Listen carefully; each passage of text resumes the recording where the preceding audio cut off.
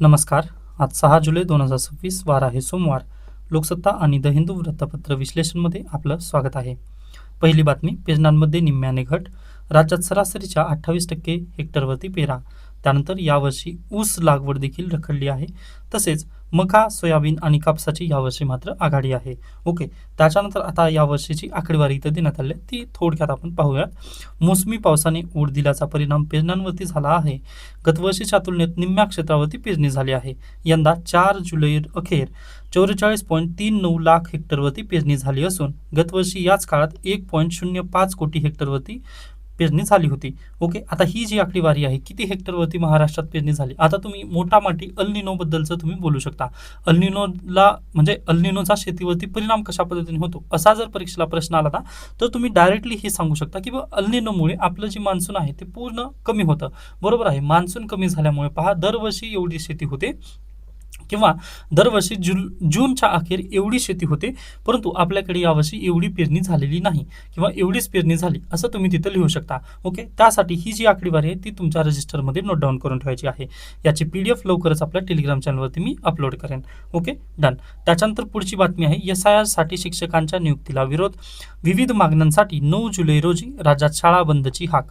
Okay, कालच तुम्हाला माहिती असेल की कालच्या लोकसत्तामध्ये SIR साठी शिक्षकांची नियुक्ती करण्यात आल्यामुळे अगदी विद्यार्थी शाळेमध्ये गेलेत, परंतु SIR साठी शिक्षकच बाहेर आहेत शाळेच्या.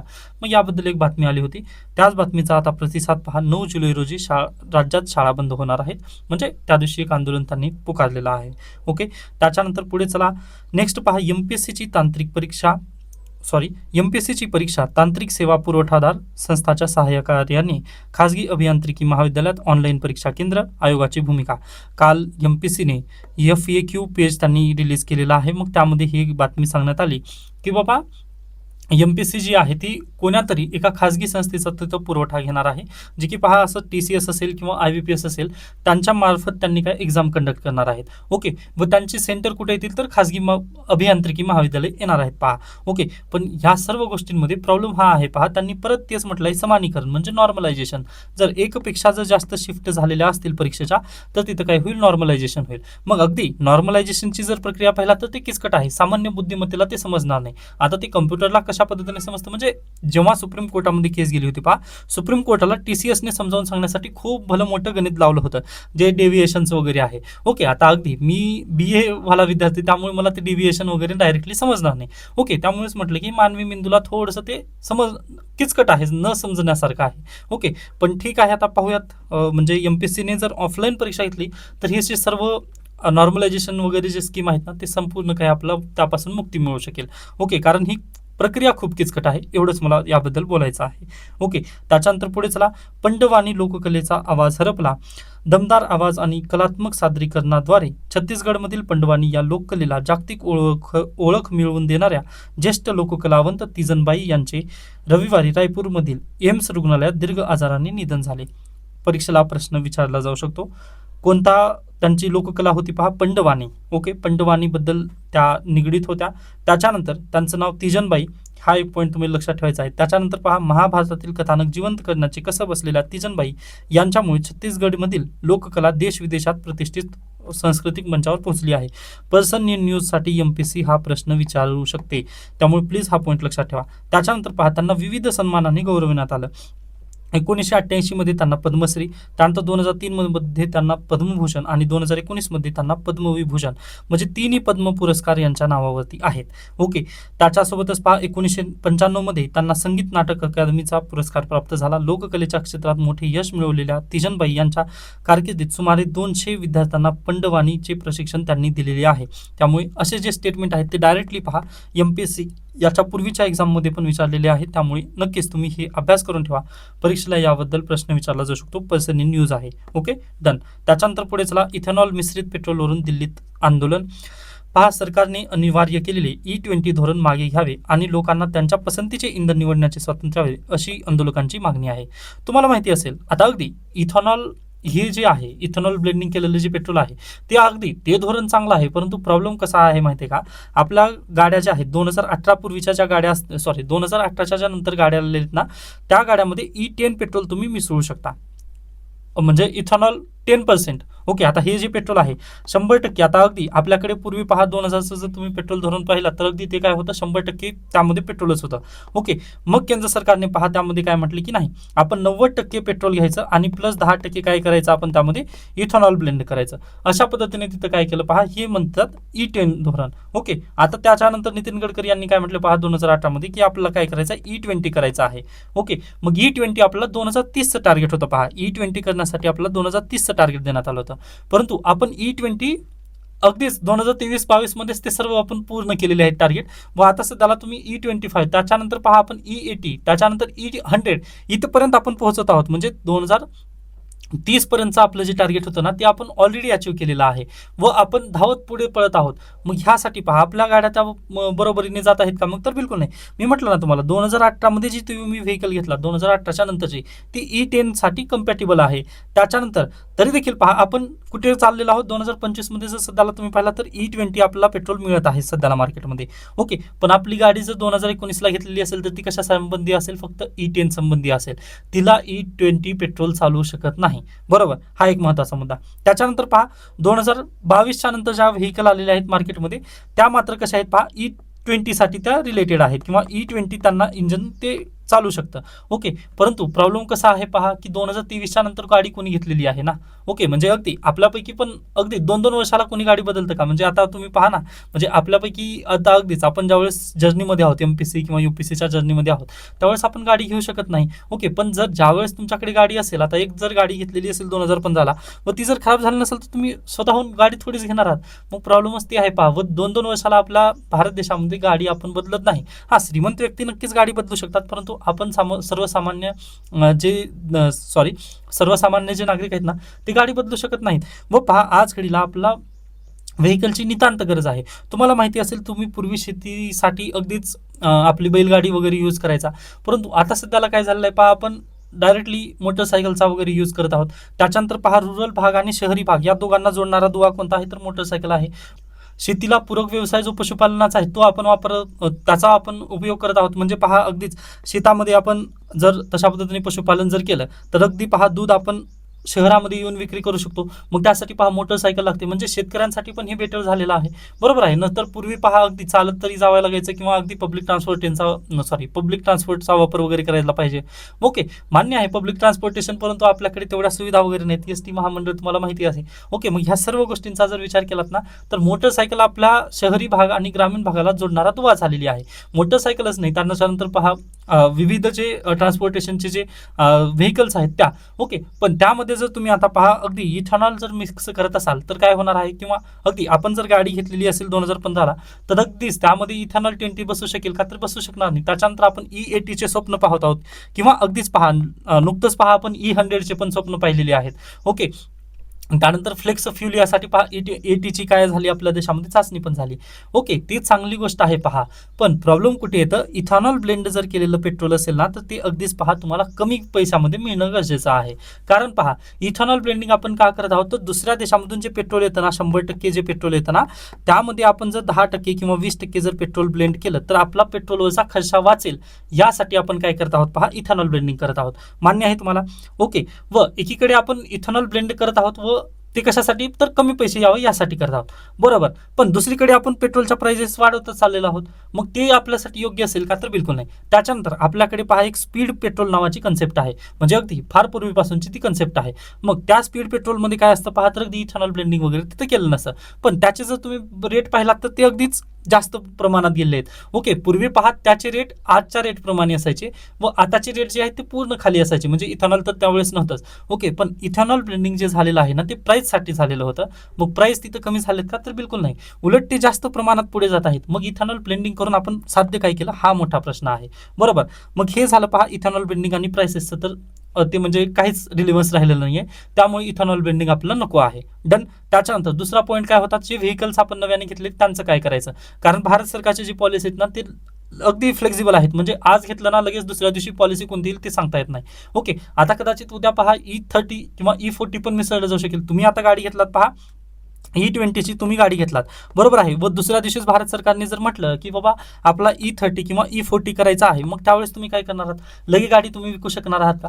तर विकू शकत नाही पहा तुम्ही. म्हणजे तेवढं आपलं बजेट नाही आहे किंवा सर्वसामान्य नागरिक आहोत आपण. ओके, या नजरेतून जर विचार केला तर ही पॉलिसी थोडंसं चुकत आहे ते. ओके, व याचा फटका, ह्या पॉलिसीचा फटका कोणावरती बसणार आहे पहा, जे कंपनीज आहेत. ओके, जे मोठ्या मोठ्या कंपनी जसं होंडा आहे, टोयोटा आहे, या कंपन्यांवरती नक्की फटका बसेल. पहा, ते लॉस भरून काढू शकत नाहीत, कारण त्यांच्याकडे सर्वसामान्य व्यक्तींना जर आता होंडाची गाडी आहे, आपल्याकडे मोटरसायकल आहे, बरोबर, मग ते लगेचच्या लगेच ते बदलू शकतील का? व पहा, सर्व्हिसचे तिथं चार्जेस वाढतील, मग लोकांचा विश्वास तिथं कमी होईल कंपनीवरून. कारण पहा, ज्यावेळेस तुम्ही सॉरी म्हणजे 2023ची जी गाडी आहे, त्या गाडीमध्ये E20 तुम्ही पेट्रोल मिक्स करू शकता, त्यामध्ये काही प्रॉब्लेम नाही आहे. परंतु E40 जर त्यामध्ये पेट्रोल टाकलात तुम्ही, तर ती गाडीचं इंजिन खराब होणार आहे का? तर बिलकुल खराब होईल ना.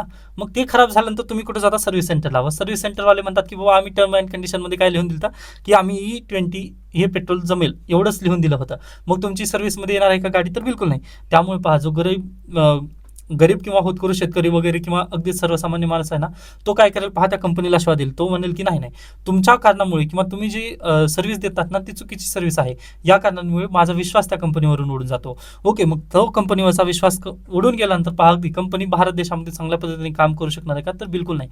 मग हे परिणाम कुठं होत आहेत? तर अगदीच पहा, एका पॉलिसीचे परिणाम सगळीकडे होतील.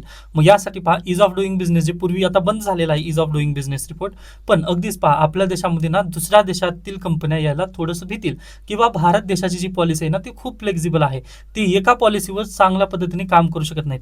आता नक्कीच पहा, ही पॉलिसी खूप चांगली होती की 2030 पर्यंत आपण 2030च्या नंतर आपण E20 मिक्स करणार आहोत, परंतु त्या टार्गेट आपण 2022लाच पूर्ण केलं. E20 आपण पूर्वीच आणलं. मग यामुळे पहा, अगदी कंपन्यांनी लगेच्या लगे इंजिन ते बदल करू शकणार आहेत का? तर बिलकुल नाही. पहा, कंपन्यांना पण थोडासा वेळ द्यावा लागतो. त्यांना इंजिनचे जे पहा, आता अगदी इंजिन जर एखाद्या गाडीचं बनवायचं म्हटलं तर पहा, त्यांची जी यंत्र वगैरे आहेत ना, ती यंत्र त्या पद्धतीने त्यांनी मॅन्युफॅक्चर केलेले असतात. मग ते लगेच दुसऱ्या दिवशी त्यांना जर म्हटलं आपण यंत्र बदल म्हटल्यानंतर ती किती खर्चामध्ये जाईल? मग यासाठी पहा, मिनिमम इथं 15 वर्षाचा इथं कालावधी लागतो. किंवा भारत सरकारने मग अगदी इथेनॉल ब्लेंडिंग पेट्रोल जे असेल ना, ते अगदी खूप कमी किमतीमध्ये ठेवायला पाहिजे, आणि स्पिरिट पेट्रोल जे आहे ते अगदी थोडंसं जास्त प्रमाणात ठेवणं गरजेचं आहे. परंतु तुम्ही जर पाहिलात, आता अगदी तुम्ही जर एखाद्या पेट्रोल पंपावरती व्हिजिटला गेलात ना, तर तिथे तुम्हाला इथेनॉल ब्लेंड केलेलं पेट्रोलच तुम्हाला तिथं प्राप्त होईल. तिथे तुम्हाला स्पीड पेट्रोल मिळणारच नाही काही काही पेट्रोल ठिकाणी. ओके, व काही पेट्रोल पंपांवरती पहा, फक्त स्पीड पेट्रोल मिळेल, तिथे इथेनॉल ब्लेंडिंग केलेलं पेट्रोल मिळणार नाही. मग यामुळे होत आहे काय पहा, तर जे कस्टमर आहे त्या कस्टमरला तिथं चॉईस राहिली नाही. ओके, तुम्ही जे म्हणाल ना ते मी इथं करतो, अशा पद्धतीनेच ठेवलेलं आहे, म्हणजे आपल्याकडे दुसरा पर्यायच ठेवला नाही. मग याच कारणामुळे पहा, हे जे इथेनॉल ब्लेंडिंग केलेलं जे पेट्रोल आहे ना, ते आपल्यावरती दगा येत आहे, किंवा अगदी सर्वसामान्य ग्राहकांवरती हे योग्य पाऊल नाही आहे, असं जनतेचं म्हणणं आहे. मग अगदी त्याचवरून पहा, आता दिल्लीमध्ये इथं आंदोलन होत आहे, किंवा दिल्लीमध्येच नाही तर सगळीकडून पहा, याबद्दल थोडंसं रोष व्यक्त केला जात आहे जनतेकडून. कारण पहा, नुकतीच गाडी घेतलेलं आहे आपण, व त्यामध्ये जर इथेनॉल ब्लेंडिंग जर केलं, पेट्रोल टाकलं, तर आता त्याचे परिणाम आपल्याला दिसतील. ओके, आता अगदी हे परीक्षेला प्रश्न आता कशा पद्धतीने येऊ शकेल पहा, इथेनॉल ब्लेंडिंग हा त्याच्यानंतर आणखीन एक महत्त्वाचा पॉईंट राहिलेला आहे पहा इथं. तर इथेनॉल ब्लेंडिंगसाठी किंवा इथेनॉल निर्मितीसाठी आपण कशाचा वापर करत आहोत? तर साखरचा वापर करत आहोत, बरोबर आहे, किंवा शुगर केनचा वापर करत आहोत. ओके, मग शुगर केन कुठं जास्त पिकवलं जातं किंवा कुठं लागवड जास्त घेतली जाते? एक आहे महाराष्ट्र, दुसरा आहे उत्तर प्रदेश. ओके, व महाराष्ट्रातला जर तुम्ही रिजन पाहिला तर मराठवाडा, व मराठवाड्यासाठी केंद्र सरकारने ऑलरेडी सांगितलंय की बा मराठवाडा रिजन जे आहे ते अगदी जलदुर्भिक्षण आहे, म्हणजे अगदी दुष्काळ स्थिती आहे मराठवाड्यामध्ये, बरोबर. व मराठवाड्यात जर जास्त प्रमाणात जर आपण शुगर केन लावलं किंवा पाण्यासाठी ऊस जर लावलं, तर तिथं काय लागेल पहा, त्याला जास्त पाणी लागेल. मग जास्त पाणी लागल्यानंतर भूजल पातळी वाढेल का कमी होईल? तर नक्कीच पहा, कमी होत आहे. व मराठवाड्यामध्ये दुष्काळ पडण्याचं एक कारण तुम्ही देऊ शकता, ऊस लागवड. ओके, म्हणजे ऊस लागवड तिथं चांगलं नाही आहे. ओके, मराठवाड्यासाठी ऊस लागवड योग्य नाही आहे, असं केंद्र सरकारने याच्या पूर्वीच अहवालमध्ये म्हटलं. आता मला आठवत आहे पहा, मी 2019ला ज्यावेळेस द हिंदू वाचत होतो ना, त्यावेळेस ती रिपोर्ट आली होती केंद्र सरकारची. ओके, त्यावेळेसपासून मला ते लक्षात आहे.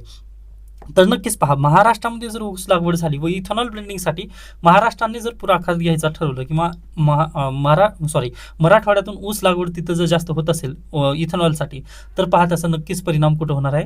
भूजल पातळीवरती होणार आहे. तो एक मुद्दा. त्याच्यानंतर पहा, आता ब्राझील, त्यानंतर अमेरिकेमध्ये पण इथेनॉल ब्लेंडिंग होते. मग ते कशापासून करतात पहा, तर मकापासून करतात. मग ती पहा, आपण भारत सरकारने पण जर ठरवलं की मक्यापासून आपलं इथेनॉल ब्लेंडिंग करायची, तर त्यावेळेस काय होईल पहा, मक्याच्या वगैरे किमती तिथे जास्त वाढतील. ओके, म्हणजे खाद्यपदार्थांच्या ज्या किमती आहेत ना ते जास्त वाढायला लागतील. किंवा अगदी पहा आता जसं ऊसाचा आहे, ऊसापासून यापूर्वी पहा अगदी 100% ऊसापासून आपण 100% पूर्वी साखर बनवत होतो, परंतु आता 50% तुम्ही काय बनवतात तर साखर बनवत आहात व 50% इथेनॉल बनवत आहात. मग मला सांगा अगदी हे 50% म्हटल्यानंतर पुरवठा इथं काय झाला पहा, पूर्वीपेक्षा इथं पुरवठा कमी झाला व मागणी जनतेची आहे का तर बिलकुल आहे. कारण पहा आपल्या प्रत्येकाच्या घराघरामध्ये चहा किंवा कॉफी बनवलीच जाते, बरोबर. मग मागणी तर जास्त आहे पण पुरवठा आपल्या साखरेचा कमी होत आहे. मग यासाठी साखरेच्या किमती वाढतील का कमी होतील तर बिलकुल पहा जास्त वाढतील.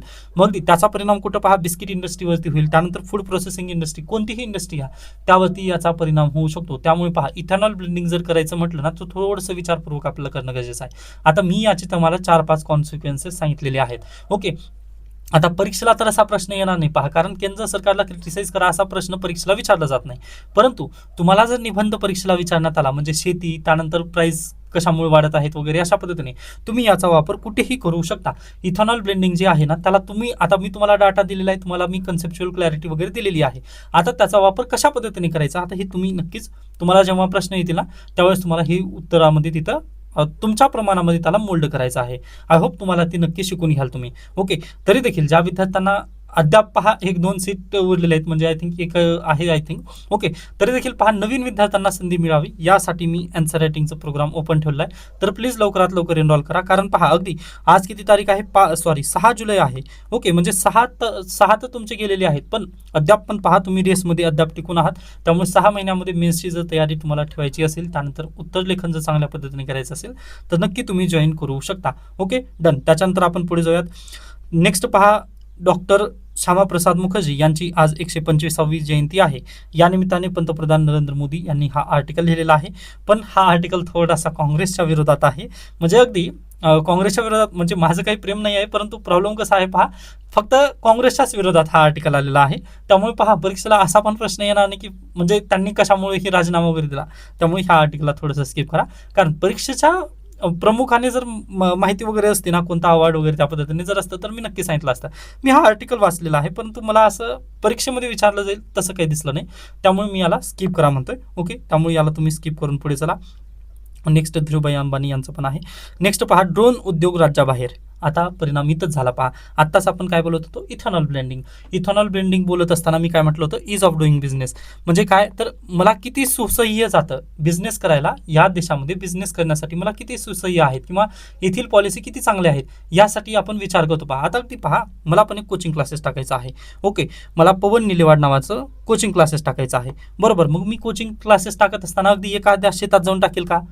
बिलकुल नाही टाकणार ना. मग मी कुठे टाकेल जिथं पुस्तकांचे दुकानं वगैरे जास्त आहेत किंवा अगदी पहा जिथे शाळा कॉलेजेस आहेत अगदी त्या ठिकाणी मी हे टाकेन. का तर तिथं मार्केट ऑलरेडी एस्टॅब्लिश्ड आहे, बरोबर. अशाच ठिकाणी नेऊन टाकेल ना. अगदी मी आटनात वगैरे शेतामध्ये टाकू शकणार नाही. काय टाकणार नाही बरं? कारण तिथं विद्यार्थी येतील ना माझ्याकडे, त्या शाळा कॉलेजचे विद्यार्थी वगैरे आकर्षित होऊन माझ्याकडे येऊ शकतील, यानंतर मी टाकेल. अगदी तशाच पद्धतीने पहा. आता अगदी इज ऑफ डुईंग बिझनेस म्हणजे काय तर हेच आहे. त्याच्यानंतर पहा आता अगदी इथेनॉल ब्लेंडिंगची जर पॉलिसी आपण नाही चेंज केलं तर टोयोटा कंपनी आपल्या देशात येईल का?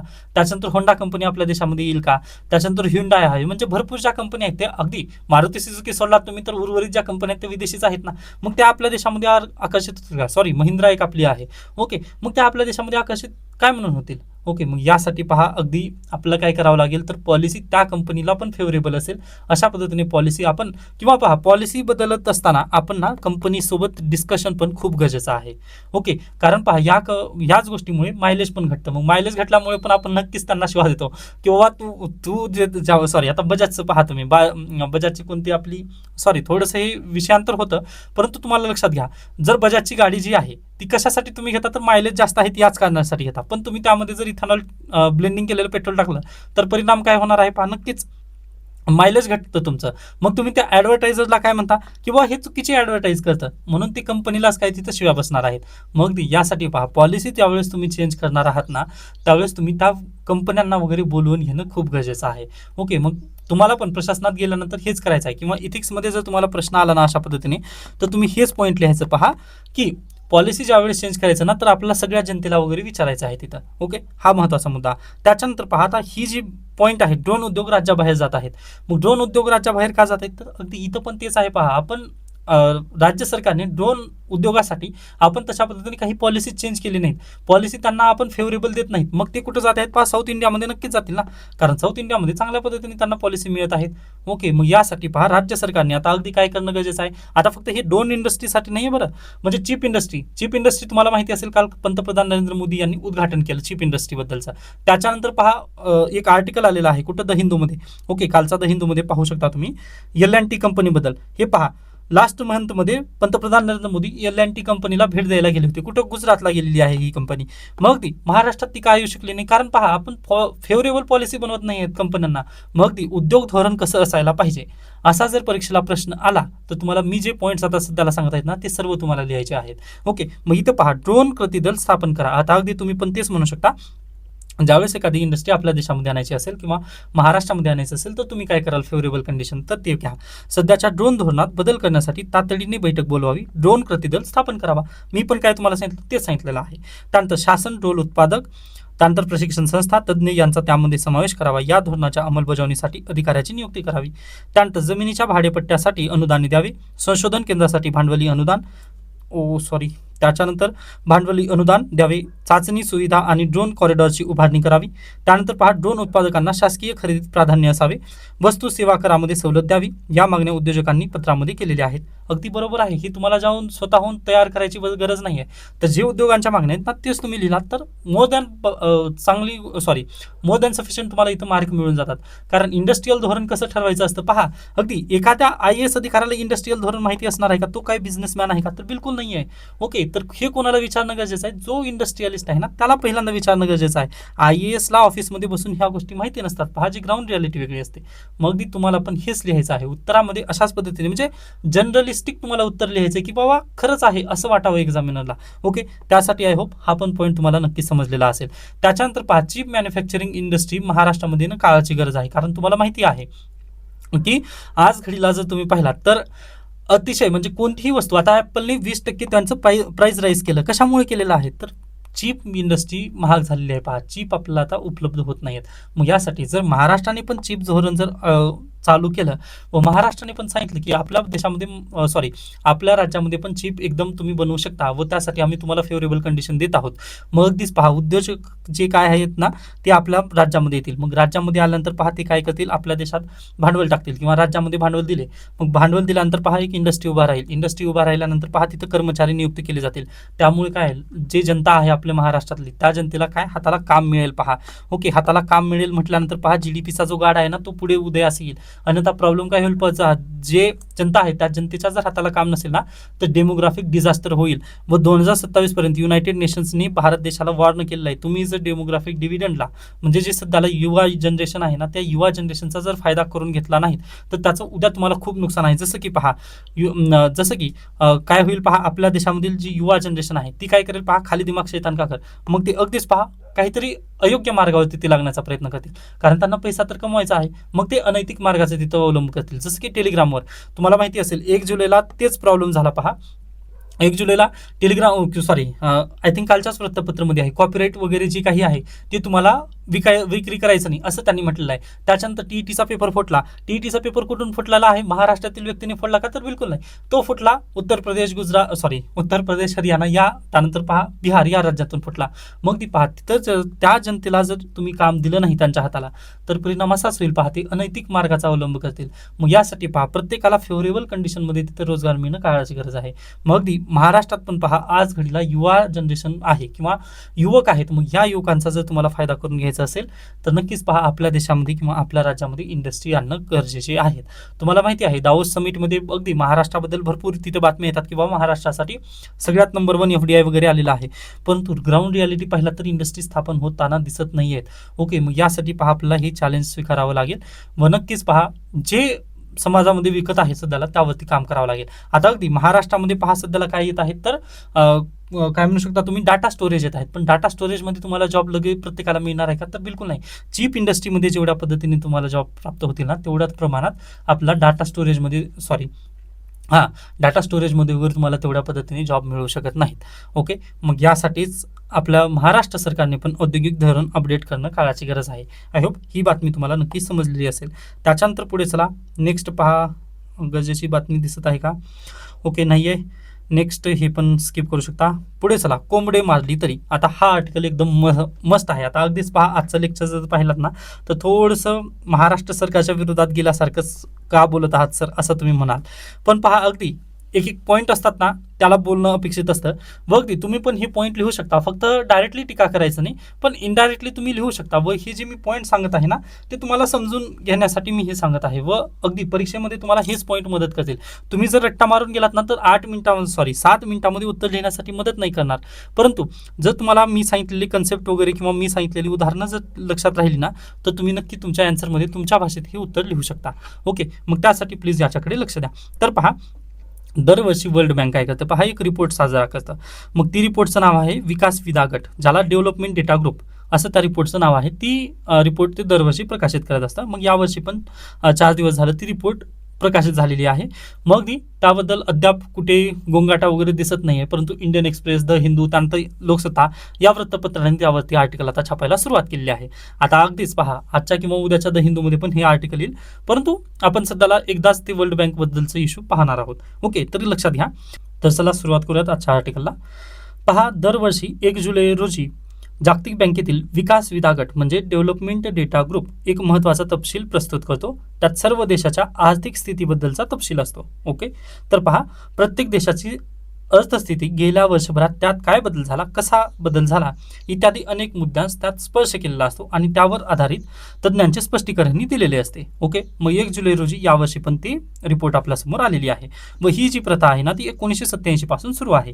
गेल्या जवळपास 4 दशकांमध्ये अल्प उत्पन्न म्हणजे लोअर इन्कम, अल्प मध्य म्हणजे लोअर मिडल आणि अप्पर मिडल, तसेच अगदीच जास्त श्रीमंतांसाठी पहा उच्च उत्पन्न म्हणजे हाय इन्कम, अशा 4 गटांमध्ये जगातील सर्व देशांत विभागले गेले. सकल राष्ट्रीय उत्पन्न म्हणजेच gross national income per capita हे एकमेव निकष त्यावर लावला जातो. ओके, म्हणजे कशाबद्दल ही रिपोर्ट साजरी केली जाते पहा, किंवा कोणत्या डाटाच्या आधारावर ही रिपोर्ट साजरी केली जाते, तर नक्कीच पहा, ग्रॉस नॅशनल इन्कम पर कॅपिटाच्या इन्कमवरती ही रिपोर्ट काय केली पहा, प्रकाशित केली जाते किंवा हा डाटा दिला जातो. बरोबर आहे. मग भारत देशाचा पण याच डाटावरती आलेली आहे रिपोर्ट. व त्यानुसार ज्या देशातील नागरिकांचे दरडोई उत्पन्न सरासरी $1175 कमी आहे असे अल्प उत्पन्न गटात येतात.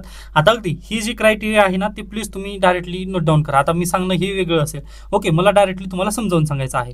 तर पहा, जागतिक बँकेने काय केलं पहा, जी रिपोर्ट प्रकाशित केली 1 जुलै रोजी, त्यामध्ये भारताला त्यांनी कुठं अल्प मध्य उत्पन्न गटात टाकलेला आहे. ओके, आणि या गटामध्ये कोण कोण आहेत, बांगलादेश, पाकिस्तान, नेपाळ, म्यानमार, टंझानिया आणि उर्वरित 47 देश ह्या पंक्तीमध्ये आपण बसलेले आहोत. ओके, मग यासाठी लोकसत्तांनी या आर्टिकलमध्ये टीका केलेली आहे भरभरून केंद्र सरकारची. ओके, मग आता अगदी तुम्ही म्हणाल की सर आपण तर $5 ट्रिलियन इकॉनॉमी आहोत. ओके, मी याच्या पूर्वीच्या लेक्चर्समध्ये पण म्हटलंय व लोकसत्तांनी पण तसंच समजावून सांगण्याचा प्रयत्न केला. मी थोडक्यात तुम्हाला समजावून सांगेन. ओके, प्लीज एवढंसं डाटात ना तुम्ही लक्षात ठेवा. ओके, हे इथला जो पार्ट आहे, आता अगदी पहा, याला मी थोडक्यात झूम करतो, तुम्ही याला ना स्क्रीनशॉट काढून तुमच्या नोटबुकमध्ये लिहून ठेवा प्लीज हा डाटा. ओके, मी जो हायलाइटेड पार्ट केला आहे ना तो, किंवा याची PDF आपल्या टेलिग्राम चॅनलवरती ऑलरेडी मी अपलोड केलेली आहे. ओके, तर लक्षात घ्या. आता काय आहे प्रश्न, तर आता पहा, एका क्लासमध्ये ना 50 विद्यार्थी आहेत. ओके, 50 विद्यार्थी आहेत व यापैकी 46 विद्यार्थ्यांचं वजन जर तुम्ही पाहिलात ना तर अगदी 1 kg आहे. प्रत्येक विद्यार्थ्याचं वजन 1 kg आहे. बरोबर, आणि उर्वरित जे 4 विद्यार्थी आहेत ना त्यांचं वजन आहे पहा 100 kg. ओके, मग आता मला सांगा, ह्या सगळ्यांचं जर ॲव्हरेज काढायचं म्हटलं तर अगदी पहा, ह्या 4 जणांचं किती होतं, 400 प्लस ह्या फक्त या लोकांचं किती होणार आहे, 1 kg. 46 विद्यार्थ्यांचं फक्त 1 kg म्हटल्यानंतर हे 46 पहा, डिवायडेड बाय किती विद्यार्थी आहेत, 50 विद्यार्थी आहेत. मग मला सांगा 446 भागिले 50 जर केला तुम्ही, आता अगदी हे करण्याची आवश्यकता नाही आहे, परंतु अगदीच याची जर सरासरी तुम्ही काढला तर किती होतं पहा, अगदीच हे जास्त बलाढ्य आहे असं लक्षात येतं ना आपल्याला. ओके, आता हे पॉईंटमध्ये जाईल मे बी उत्तर, कारण हे 5 मध्ये झालेलं नाही आहे, सॉरी फॉर दॅट. परंतु अगदी इथे पहा, आपलं काय लक्षात येतं की आता मी मोठा आकडा इथं जर घेतला किंवा याला फक्त पहा 5 मी करतो. ओके, म्हणजे मला लवकर किंवा ह्याला ना सॉरी आपण काय करूया, त्याला 50 करूयात. मग पहा, याला जर मी भाग दिला म्हणजे हे 0 तर कटलं तर हे किती झालं 9. तर आज घडीला ह्यांचं किती वजन आहे, म्हणजे प्रत्येक विद्यार्थ्याचं वजन किती झालं, मग एका विद्यार्थ्याचं वजन 9 kg आहे असं आपल्या लक्षात येतं. बरोबर, पण मला रियालिटीमध्ये तुम्हाला माहिती आहे ना, एका विद्यार्थ्याचं वजन फक्त 1 kg आहे ना इथं. मग अगदी आपल्या भारत देशामध्ये पण तसंच झालेलं आहे. अगदी 95% जनता पहा, 95% जनता, यापैकी 80% जर जनता तुम्ही पाहिलात ना, तर ही कशामध्ये आहे, तर रेशनवरती जगते. केंद्र सरकार जे रेशन देतं ना त्यावरती जगते, कारण हे केंद्र सरकारने ऑलरेडी स्वतः सांगितलेलं आहे. ओके, त्याच्यानंतर हे जे उर्वरित 15% आहेत ते काय आहेत, मिडल क्लास आहेत. ओके, हे फक्त मिडल क्लास आहेत आपल्याकडे, आणि जे उर्वरित 5% आहेत ते कोण आहेत, तर अप्पर मिडल क्लास आहेत. ओके, मग हे प्रॉब्लेम आहे आपल्या देशामध्ये. ओके, व अगदी ज्यावेळेस तुम्ही पर कॅपिटा किंवा प्रत्येकाचं दरडोई उत्पन्न काढताना त्यावेळेस तुम्हाला लक्षात येतं की बाबा अगदी आपल्याकडे जास्त आहेत, म्हणजे आपल्या देशातील जनता पण भरपूर कमावते असं आपल्या लक्षात येतं. परंतु तसं कमावत नाही आहे. तुम्हाला माहिती आहे एका विद्यार्थ्याचं वजन 1 kg आहे, परंतु ज्यावेळेस तुम्ही सगळे जे श्रीमंत आहेत त्यांचं पण वजन घेऊन काढला ना, त्यावेळेस तुम्हाला लक्षात येतं किंवा 9 kg प्रत्येक विद्यार्थ्याचं वजन आहे. त्यामुळे सरासरी आपलं इथं धोका देते, किंवा पर कॅपिटा इन्कम किंवा जे दरडोई उत्पन्न आहे ते आपल्याला धोका देत आहे. बरोबर आहे. मग अगदी इथं पण त्यांनी बोलण्याचा तोच प्रयत्न केला आहे की तुम्ही कितीही $5 ट्रिलियन इकॉनॉमी म्हणा, किंवा कितीही तुम्ही जपानच्या पुढे गेलो असं म्हणा, परंतु रियालिटी तुम्ही बदलू शकत नाही. रियालिटी काय आहे, तर प्रत्येक विद्यार्थ्याचं वजन 1 kg आहे, व उर्वरित जे 4 लोक आहेत ना त्यांचंच वजन 100 kg आहे. प्रत्येकाला तुम्ही मोठे झालेले तसं म्हणू शकत नाही, कारण पहा हे जे व्यक्ती आहेत ना हे कुपोषित बालक आहेत, व हे ओबेसिटी म्हणजे लठ्ठ आहेत हे, मग ह्यांना तुम्हाला तसंच म्हणावं लागेल. आता अगदी इथे आपण कॅल्क्युलेशन केलं 50 विद्यार्थ्यांचं ना, त्यावेळेस काय झालं, हे लठ्ठ व्यक्तीला आपण काय म्हटलं, सरासरी नाही, हे नॉर्मल आहे, त्यांचं BMI सेम आहे असं आपण तिथं म्हणण्याचा प्रयत्न केला, परंतु नाही, ते काय झालेले आहेत पहा, ते लठ्ठ आहेत तर लठ्ठ आहेत असं म्हणावंच लागेल. मग आपल्या देशामध्ये पण तीच कंडिशन आहे पहा सध्याला. आपल्या देशामध्ये काही व्यक्ती अगदी बलाढ्य श्रीमंत झालेत, व अगदी काही व्यक्तीच अगदी काही व्यक्ती काय आहेत पहा, 80% जनता तर काय रेशनवरती जगत आहे. मग एवढी तफावत आहे आपल्या देशामध्ये. बरोबर, व आपल्या भारतीय संविधानातील DPSP तुम्ही आठवा, DPSP मध्ये काय म्हटलेलं आहे, तर लोकांसाठी कल्याणकारी राज्याची स्थापना करण्यात यावी असं आपले DPSP सांगतात. मग हे DPSP आपल्या कल्याणकारी राज्याची स्थापना इथं होत आहे का, बेसिकली म्हणजे कल्याणकारी राज्य तर सध्याला हेच आहे, परंतु त्याच्या पुढे जाऊन पहा आपलं भारतीय संविधान काय म्हणतं, तर इन्कमचं डिवायडेशन असू नये. ओके, एकाच हातात सगळ्यात जास्त एकाच हातात जास्त पैसा जाऊ नये असं आपलं काय भारतीय संविधान पण सांगतं. परंतु आज घडीला होत असताना दिसत आहे का तुम्हाला, रियालिटी तुमच्या समोर आहे ती तुम्ही स्वतःहून पाहू शकता. मग आर्टिकल पण तेच म्हणत आहे पहा, की $5 ट्रिलियन इकॉनॉमी नक्की होईल. पहा अगदी तुम्ही दुसऱ्यांचा डाटा वगैरे गोळा करून किंवा एका व्यक्तीला जरी श्रीमंत केलं ना, तरी आपली इकॉनॉमी $5 ट्रिलियन इकॉनॉमी होईल. परंतु दरडोई उत्पन्नाचं काय करणार आहात, किंवा जपानचं इन्कम जे आहे किंवा जपानचं जे दरडोई उत्पन्न आहे त्यांच्यासोबत तुमची बराबरी होणार आहे का, तर बिलकुल नाही होणार. मग अगदी त्यामुळे पहा, अगदी तुम्ही रात्रीतून 24 तासामध्येच तुम्ही म्हटलात ना की प्रत्येकाचं इन्कम वाढलेलं आहे, आमच्या देशातून $5 इकॉनॉमी झालेली आहे, असं जरी म्हटलं तरी ती रियालिटी तुम्ही चेंज करू शकणार नाही, असंच हे आर्टिकल म्हणण्याचा प्रयत्न केलेला आहे. ओके, बाकी जे काही पॉईंट्स आहेत मी तर सांगितलेले आहेत, व तुम्हाला म्हटलेलं आहे इथं पहा त्यांनी की अगदी हे जे 80% जनता जी आहे ही रेशनवरती जगत आहे. या खाद्यानिमित्त आपण कोणासोबत जाऊन बसलेलो आहे, बांगलादेश, पाकिस्तान, नेपाळ, म्यानमार, टंझानिया या देशांसोबत आपण बसलो आहोत. व इथे सगळ्यात कौतुकास्पद कामगिरी कोणी केली आहे, तर श्रीलंकेने केलेली आहे. तर इथे पहा तुम्ही, श्रीलंकेचं तुम्हाला माहिती असेल 3 वर्षापूर्वी 2022 मध्ये 2021 मध्ये अफगाणिस्तान, ओके, 2021 मध्ये अफगाणिस्तानमध्ये तालिबान आलं व त्यांनी सोडून गेले. मग 2022 मध्ये कोण आलं पहा, श्रीलंकेमध्ये क्रायसिस झालं होतं, इकॉनॉमिक क्रायसिस होतं. त्यांनी 3 वर्षामध्ये पहा अल्प उत्पन्न गटातून म्हणजे मध्य उत्पन्न गटामध्ये श्रीलंकेने अचिव्हमेंट केलेली आहे. म्हणजे अगदी पहा त्यांनी सरासरीपेक्षा त्यांनी काम जास्त केलेलं आहे, म्हणजे अवघ्या 3 वर्षामध्ये त्यांनी चांगली इकॉनॉमी बिल्ड केली आहे. परंतु आपल्या देशाचं जर तुम्ही म्हटलं तर दिवसेंदिवस खालावत चाललेली इकॉनॉमी आहे. मग अगदी पहा भारत सरकारला इथे पॉलिसी चेंज करणं काळाची गरज आहे, व पॉलिसी कशा पद्धतीने चेंज करायची आहे मी तुम्हाला आत्ताच सांगितलेलं आहे. ओके, बाकी पहा अगदीच इथं पण त्यांनी तेच टीका केली आहे की महाराष्ट्रात उद्योग येत नाही आहेत. तमिळनाडू, केरळ या राज्यांमध्ये पहा तिथं दरडोई उत्पन्न आणि जी समानता आहे ना ती चांगली आहे असं लेखक म्हणत आहेत. महाराष्ट्रामध्ये समानता नाही आहे. तुम्ही मुंबईचं जर उदाहरण जर घेतला तर मुंबईचं पण तसंच आहे. मुंबईमधील 1-2 श्रीमंत व्यक्तीच्या हातात भरपूर पैसा आहे, व बाकी जर तुम्ही पाहिला तर पूर्ण स्लम एरिया आहे. मग इथं मुंबईमध्ये एवढी इन्कम डिवाइड आहेत ना ते आपण कॉम्पिटिशन करू शकत नाही. पण तुम्ही जर तेच केरळ आणि तमिळनाडूमध्ये जर जाऊन पाहिलात ना तिथे इन्कम डिवाइड तेवढं नाही आहे. प्रत्येकाच्या हाती तेवढाच पैसा, म्हणजे थोडंसं असमानता असेल, परंतु जास्त असमानता नाही आहे. महाराष्ट्राची जर असमानता पाहिला तर ही अशा पद्धतीने आहे पहा. इथे अगदीच गरीब व्यक्ती आहे व अगदी इथे पहा एकदम श्रीमंत व्यक्ती आहे. ओके, हा श्रीमंत व्यक्ती आणि हा गरीब व्यक्ती अशा पद्धतीने दरी आहे. पण तमिळनाडूची वगैरे अशा पद्धतीने दरी आहे ही. ओके, एक खाली गरीब तर वरी श्रीमंत अशा पद्धतीने आहे. म्हणजे थोडीशी तफावत आहे. पण महाराष्ट्रामध्ये ही तफावत खूप मोठी झालेली आहे. मग या तफावतीला जर बंद करायचं असेल किंवा ही जी तफावत दिवसेंदिवस वाढत आहे ना, याला कमी करायचं म्हटलं तर काय करावं लागेल पहा. तर नक्कीच पहा, आपला इंडस्ट्रियलायझेशन महाराष्ट्रामध्ये वाढवावं लागेल. म्हणजे मागच्या काही वर्षामध्ये आपलं इंडस्ट्रियलायझेशन थोडंसं कमी झालेलं आहे, त्याला परत एकदा आणावं लागेल. कारण चिप मॅन्युफॅक्चरिंग इंडस्ट्री आज घडीला चालू शकते. ओके, मग त्या चिप मॅन्युफॅक्चरिंग इंडस्ट्री, त्यानंतर 2 इंडस्ट्री वगैरे यांना आपण आणलं पाहिजे. ओके, ते जर इंडस्ट्री आला तर आपला युवा जनतेला काम मिळेल व युवा जनतेच्या हातात जर काम मिळालं तर नक्कीच पहा, ती GDPचा गाडा जो आहे तो पुढे जाऊ शकेल.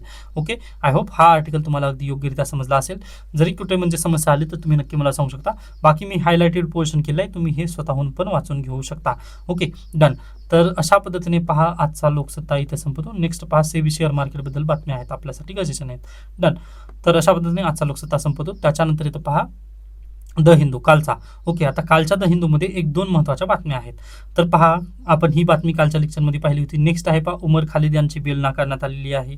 त्याच्यानंतर नेक्स्ट पहा, India's essential medicine list lags behind global benchmark unrevised in 4 years. आता इथं पण पहा ना तुम्ही, एकीकडे आपण आता अगदी तुम्ही मागच्या आठवड्यामधील माझे प्लीज लेक्चर आठवा. त्या लेक्चरमध्ये मी काय म्हटलं होतं, जे मेडिसिन सेक्टर आहे त्यामध्ये जेनेरिक मेडिसिनला आपण प्राधान्य देतो. ओके, कारण पहा, आपण रिसर्च करत आहोत का, तर बिलकुल नाही. आपल्या देशामध्ये रिसर्च नाही आहे. ओके, ही आपला रियालिटी एक्सेप्ट करावी लागेल. सॉरी, म्हणजे आज तुम्हाला नक्कीच म्हणत असाल सर, आज गव्हर्नमेंट ऑफ इंडियाच्या विरोधात थोडंसं का जात आहात तुम्ही, किंवा त्याच पद्धतीने. पण पहा, बातम्याच तशा आल्यात, मी तरी काही करू शकणार नाही.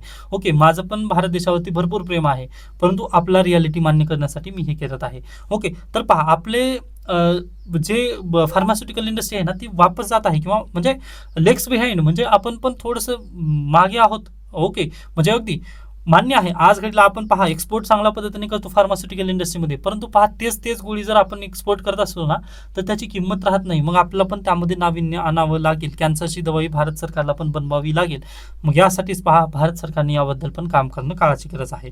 ओके, नेक्स्ट पहा, इथं कॅन्सर इंडस्ट्रीबद्दल दिलेलं आहे. आता ही जी केस स्टडी आहे ना, ती तेलंगणाची झालेली आहे. ओके, व पहा, मी पण माझ्या नियर वन्सला काय म्हणू शकता, कॅन्सरमुळे हे केलेलं आहे, लॉस केलेला आहे. बरोबर, मग अगदी इथं आर्टिकलमध्ये तेच देण्याचा त्यांनी प्रयत्न केला आहे. तुम्ही एखाद्या कॅन्सर हॉस्पिटलला वगैरे जर जाऊन कधी व्हिजिट वगैरे केलात, तर तिथं तुम्हाला रांगाच्या रांगा वगैरे लागलेल्या दिसतात. व पहा, तिथे असं भगदड वगैरे नसते. ओके, कारण पहा, प्रत्येकाला तिथे एक काय म्हणू शकता, एक पेन असतं. ओके, आपल्या लव्ड वन्सला खोण्याचं वगैरे तिथं दर्द असतं. ओके, यासाठी पहा, तिथं भगदड वगैरे तशा पद्धतीने नसते. मग आता इथं त्यांनी खूप भारी आर्टिकलचं इंट्रोडक्शन वगैरे केलेलं आहे. ओके, तुम्ही जर शक्य झालं ना, तर प्लीज याला तुम्ही लेखकांच्या शब्दांमध्ये हे वाचण्याचा प्रयत्न करा तुम्ही आर्टिकल. ओके, त्याच्यानंतर पहा, इथं जी आकडेवारी लिहिली आहे ना, तर ही तेलंगणामध्ये आरोग्यश्री नावाची योजना आहे. आरोग्यश्री नावाची योजना आहे. जसं आपल्या महाराष्ट्र राज्यामध्ये महात्मा फुले यांच्या नावाने पहा, आरोग्य विम्याबद्दलची जी योजना आहे ना, 5 लाखाबद्दलचं 5 लाखपर्यंत तुम्हाला आरोग्य खर्च वगैरे केला जातो. अगदी तशा पद्धतीने तिथं आरोग्यश्री नावाची तेलंगणा सरकारची योजना आहे. मग अगदी त्याबद्दल ही आकडेवारी दिलेली आहे. पण पहा, आणखीन एक महत्त्वाचं म्हणजे तेलंगणा राज्य सरकारने नॉटिफायबल डिसीज केला आहे कॅन्सरला. मग याबद्दल हा आर्टिकल आलेला आहे की कशा पद्धतीने त्यांच्या तेलंगणामध्ये कोणते कोणते जे जिल्हे आहेत ना, ते कॅन्सरने वगैरे हे झालेले, तसं तिथं दिलेलं आहे. ओके, पण महाराष्ट्रामध्ये तशा पद्धतीने अधिकृत आकडेवारी आपल्याला प्राप्त झाली नाही, त्यामुळे आपण ही बोलू शकणार नाही. ओके, हा एक प्रमुख चॅलेंज तिथं असणार आहे. त्याच्यानंतर नेक्स्ट जर तुम्ही म्हटलं तर महाराष्ट्रामध्ये जर तुम्ही आता अगदी कॅन्सरबद्दल जर बोलायचं म्हटलं, तर मी तुम्हाला आठवत आहे परवा दिवशीच्या किंवा आपल्या टेलिग्राम ग्रुपमध्ये ना, मी एक HPV व्हायरसबद्दल ना हे दिलेलं आहे, डाटा पॉईंट दिलेला आहे कॅन्सरचाच. ओके, की आपल्या देशामध्ये दरवर्षी 1 लाखच्या जवळपास पहा कॅन्सरचे पेशंट नव्याने आढळतात व त्यापैकी पहा अगदीच किती 80% जणांचा तर तिथं निधन होत असतो दरवर्षी. ओके, मग प्लीज ना तुम्ही ते काय करा, तो आकडेवारी परत एकदा लक्षात घ्या व ती आकडेवारी लिहिण्याचा प्रयत्न करा किंवा ते पाठ करण्याचा प्रयत्न करा. ओके, परीक्षेमध्ये जर कॅन्सरबद्दल वगैरे जर आर्टिकल आले ना, तर तुम्ही नक्कीच त्या आकडेवारीनुसार पण तुमचं उत्तर इलॅबरेट पद्धतीने करू शकता. त्याच्यानंतर काही विद्यार्थ्यांना अगदी इंट्रोडक्शन लिहिण्याचा प्रॉब्लेम येत होता. मग त्यासाठी मी एक नवीन व्हिडिओ बनवलेला आहे पहा, की योग्य प्रस्तावना कशी लिहायची, म्हणजे उत्तर लिहित असताना तुम्ही प्रस्तावना कशा पद्धतीने बनवू शकता याबद्दल ते एक मी लेक्चर घेतलेलं आहे. ते प्लीज तुम्ही सर्वांनी पाहू शकता. अगदी 13 मिनिटाचाच ते व्हिडिओ आहे. थोडक्यामध्ये ते तुम्हाला नक्कीच मदत करणार आहे. Okay, done. त्याच्यानंतर पहा, L&T कंपनी सध्याला काय बनवत आहे तर आपले रणगाडे बनवत आहे. मग त्यानिमित्ताने हा आर्टिकल आलेला आहे. मग तुम्ही म्हणाल की सर आता सध्याला पहा, अगदी आज घडीला मी मागच्या आठवड्यामध्ये तुम्हाला काय सांगितलं होतं की ड्रोनवरती आपला फोकस करणं गरजेचं आहे. ओके, मग अगदी ड्रोनवरती तर फोकस करणं गरजेचंच आहे, पण रणगाड्यांचं पण आपलं महत्त्व मान्य करावं लागेल. कारण पहा 1965 अगदी आपण पाकिस्तानच्या राजधानीपर्यंत पोहोचलेलो होतो. परंतु त्यावेळेस तत्कालीन पंतप्रधान लालबहादूर शास्त्री यांनी म्हटले की नाही नाही, जाऊ द्या, त्यांना सोडून द्या. अशा पद्धतीने थोडंसं आपण भूमिका नरमायची घेतली. त्यामुळे पहा पाकिस्तान तेव्हा वाचला. आणि आता 1965च्या युद्धामध्येच आपण पाकिस्तानला खतम केलं होतं. त्यांच्या राजधानीपर्यंत अगदी 10 मिनिटे जर भेटले असते ना तर अगदी धुवा झाला असता पाकिस्तानमध्ये. ओके, त्याच्यानंतर अगदीच पहा एक काय म्हणू शकता, एक माझं एक विचार आहे. उद्या 7 जुलै आहे व 7 जुलै 1999 रोजी कॅप्टन विक्रम बत्रा शहीद झालेले होते. त्यानिमित्ताने अगदी आता तुम्ही त्यांच्या जीवनाबद्दलची मूवी पण पाहिला असाल पहा, कोणती आय थिंक यांनी वर्क केलं आहे पहा त्यामध्ये. आता मी ती मूवी पाहिली नाही, परंतु माझ्याकडे पुस्तक आहेत त्यांचे कारगिल वॉरबद्दलची वगैरे. तुम्ही पण रिकमेंड जर तुम्हाला जर पण वाचायची जर असतील ना तर नक्कीच तुम्ही पण ती पुस्तकं वगैरे रीड करू शकता. ओके, तर ना त्या पुस्तकांमध्ये वगैरे अगदी मी खूप प्रभावित वगैरे झालेलं आहे. म्हणजे अगदी पुन्हा मूवी आलेली आहे, कारण मी तुम्हाला याच्यापूर्वी पण किंवा अगदी तुम्ही पाहिला असेल म्हणजे आपल्या चॅनलवरती पण व्हिडिओ आहेत.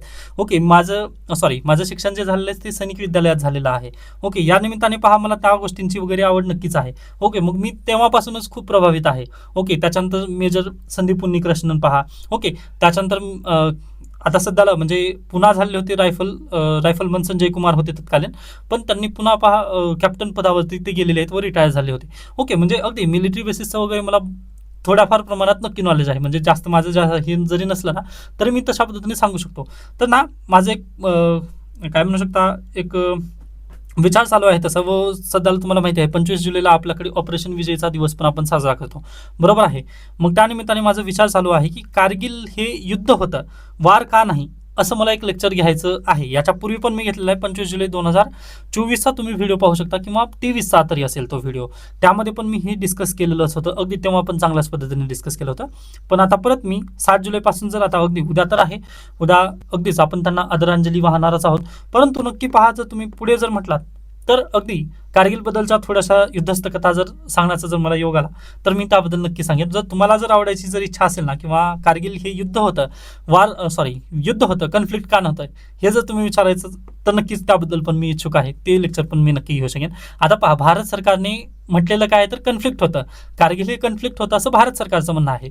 परंतु रियालिटी तुम्हाला पण माहिती आहे की ते युद्धच होतं. ओके, ठीक आहे, त्याबद्दल मी नक्कीच बोलेन. तुमचं जर आवड वगैरे त्याबद्दल जर नक्की असेल माझ्यासारखी तर तुम्ही नक्की मला कॉन्टॅक्ट करू शकता. हां, आय थिंक शेरशहाच मूवी आहे, कारण कोड नेम होतं पहा 1999ला ज्यावेळेस युद्धामध्ये हे करायचं होतं, म्हणजे ज्यावेळेस त्यांना .4875 त्यांना कॅप्चर करण्यासाठी सांगितण्यात आलेलं होतं ना, कॅप्टन विक्रम बत्रा यांच्याकडे टास्क देण्यात आलं होतं ना, त्यावेळेस त्यांना विचारण्यात आलं होतं की कोड नेम काय असेल. तर त्यावेळेस कोड नेम त्यांचं हे होतं, काय म्हणतो, शेरशाह हे त्यांचं कोड नेम होतं व व्हिक्ट्री साईन होतं दिल मांगे मोर. ओके, म्हणजे खूप बेस्ट आहे. जर शक्य झालं ना तुम्हाला, म्हणजे तुम्ही कधी जर लो फेज वगैरे करत असाल ना किंवा डिप्रेशनची शिकार वगैरे जर होत असेल ना, त्यावेळेस प्लीज तुम्ही PVC साठी जे एक पुस्तक आहे, बत्रा नाही, रावत मॅमनी एक पुस्तक लिहिलेलं आहे. ओके, तर ते पुस्तक प्लीज तुम्ही वाचून घेऊ शकता. PVC बद्दल आतापर्यंतचे मेजर सोमनाथ शर्मा पासूनचे वगैरे आतापर्यंतचे सगळेच PVC बद्दल त्यांमध्ये माहिती देण्यात आली आहे. त्याच्यानंतर आणखीन एक पहा, अगदी मी जास्त करून याला कोट करत असतो UPSC संदर्भात, कॅप्टन मनोज कुमार पांडे यांचं एक वाक्य होतं पहा, की काही युद्ध जे असतात ना ते लढण्यासाठी म्हणजे हे असतात, म्हणजे त्यामध्ये हार या जीत गरजेचं नसतं, मॅटर नसतं, परंतु ते युद्ध लढणं खूप गरजेचं असतं. अगदी तसं आहे पहा UPSCचं पण. ओके, मान्य आहे मी त्यामध्ये हरलं, किंवा अगदी जरी हरलं नसलं किंवा मी अद्याप ती हार स्वीकारलेली नाही आहे, पण पहा ती युद्ध लढण्यामध्ये खरंच खूप काही आहे. म्हणजे कॅप्टन मनोज पांडे यांना विचारण्यात आलं होतं त्यावेळेस, किंवा त्यांच्या डायरीमध्ये पण ते मेन्शन केलेलं आहे. ओके, शक्य झालं तर तुम्ही प्लीज हे PVC बद्दलचं पुस्तक वगैरे हे करा, कारण ते सांगत असताना माझ्यावरती जे गुसबम्स येत आहेत ते मी तुम्हाला बयान नाही करू शकत. ओके, तुम्ही पण ते नक्की जरूर ऐकू शकता. ओके, त्याच्यानंतर थोडंसं आपण पुढे जाऊयात. नेक्स्ट आहे government ask Telegram to take proactive action against piracy. पहा, परत इथं तेच आलेलं आहे. जर तुम्ही युवा जनरेशनला जर हाताला काम दिलं नाही तर हे अशा पद्धतीने जातात. पहा, कारण सांगतो मी तुम्हाला, आज घडीला आपल्याकडे भरपूर इंजिनियर्स आहेत. ओके, व बिहारमध्ये तर अगदी त्या पद्धतीने झालेलं आहे. कारण याच्या पुढे जमतारा इन्सिडेंट्स तुम्ही पाहिलेलंच आहेत. बरोबर आहे. मग अगदी पहा, जे कम्प्युटर इंजिनियर वगैरे करून बसलेले विद्यार्थी आहेत, त्यांना अगदी त्यांच्याजवळ नॉलेज आहे की पायरसी वगैरे कशा पद्धतीने करायची किंवा नेटफ्लिक्सची सिरीज वगैरे कशा पद्धतीने डाउनलोड करायची हे त्यांना माहिती आहे. पण आपल्यासारख्या BAच्या विद्यार्थ्यांना थोडीच माहिती असणार आहे. पण ते BTechच्या विद्यार्थ्यांना वगैरे नक्की कळणार आहे. मग ते काय करतात पहा, अगदी हाताला तर काम नाही, परंतु घरात मध्ये पैसा तर आणायचा आहे. मग पैसा आणण्यासाठी त्यांनी त्यांच्या नॉलेजचा अनइथिकल पद्धतीने वापर करतात.